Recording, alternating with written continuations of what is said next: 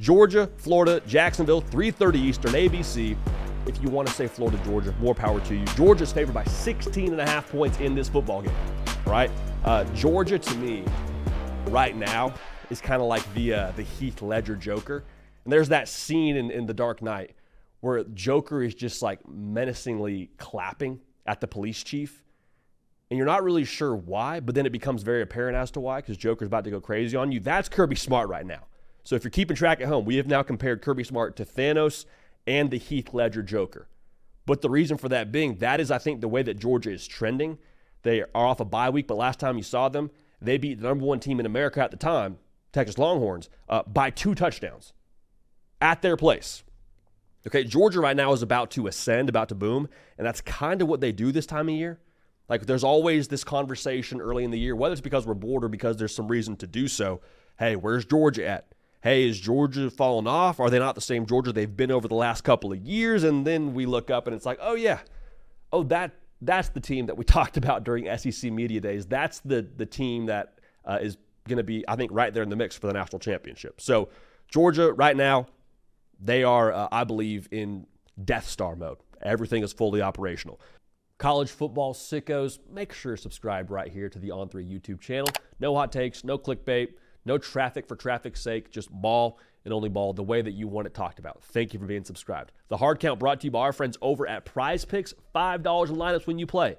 Using code HARDCOUNT gets you $50 in promo funds. Y'all have crushed it using that code. Great way to support the show. Great way to let the people at Prize Picks know that you're dialed in. So we appreciate you using that code, and we appreciate you being subscribed. Back to the prediction. Now, for Florida, kind of an interesting spot for them. The DJ Lagway era is off and running, and I think the conversation is starting to, I don't know if boil is the right word, but you're starting to see like those little bubbles form on the bottom of the conversation right before the water starts boiling. People are starting to murmur now like, hey, is it possible now? Is it possible for Billy Napier to save his job?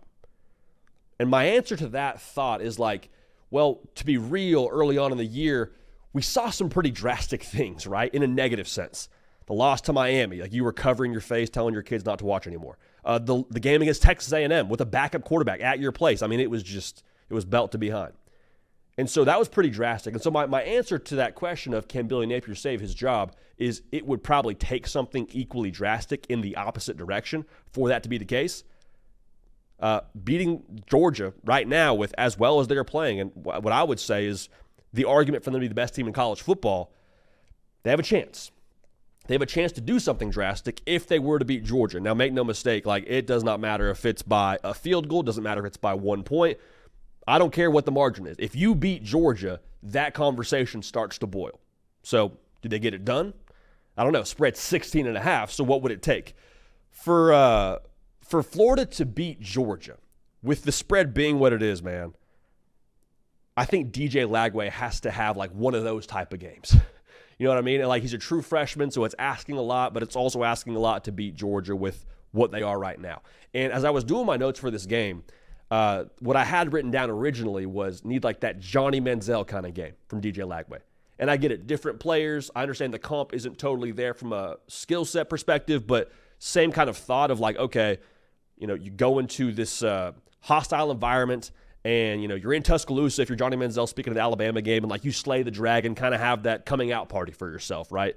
And so that made sense in my mind. But what I actually have written next to the Johnny Manziel game note is I need the like Florida man game from DJ Lagway.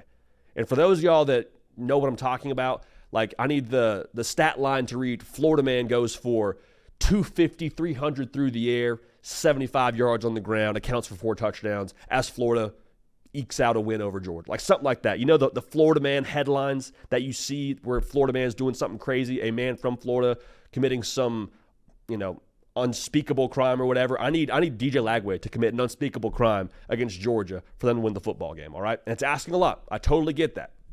But in this spot now, that's what it's going to take, all right? It just takes what it takes here. Now, in tandem with that, I think the wide receiver room has got to have a day and a half here.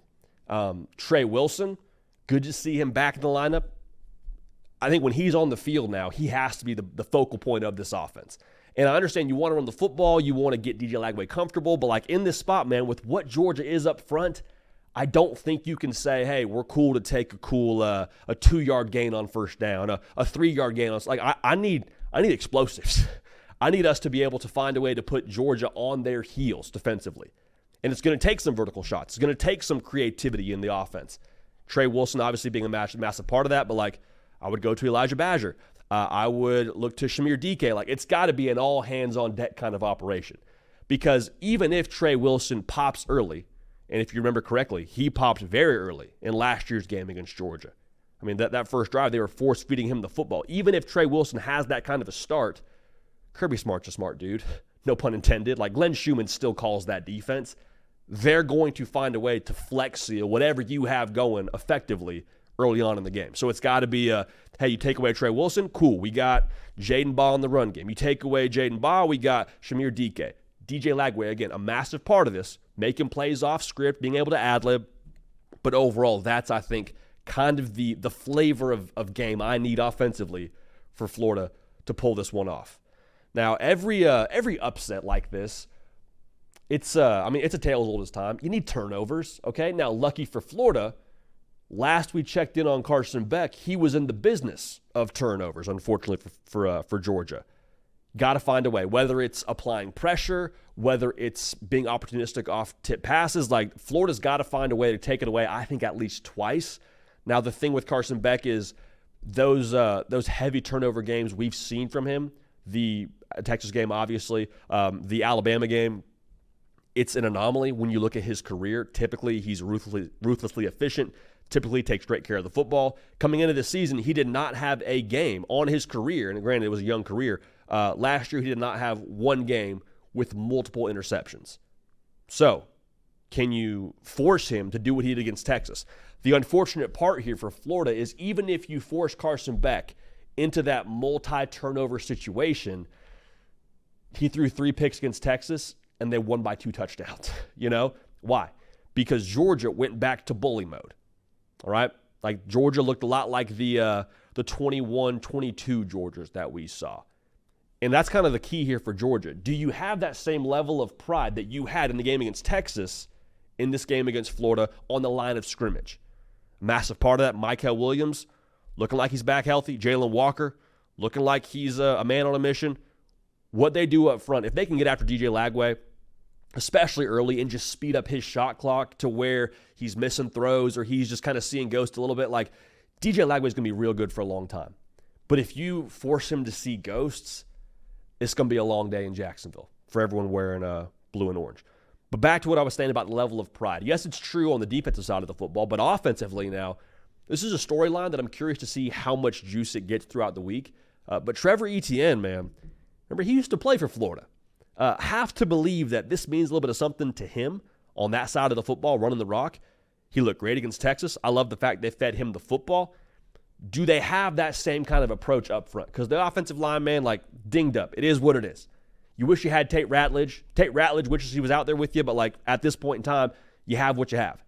Can you still impose your will on the offensive line? Can you solidify what you are up front as a unit and start to gel right now and go to work against your rival? Because listen, I mean, 16.5 points, I wonder a little bit after the game against Texas, after the bye week, is there any sense of exhale from Georgia? Is there any sense of, oh, okay, we're good. Like, we've reminded ourselves now who we are.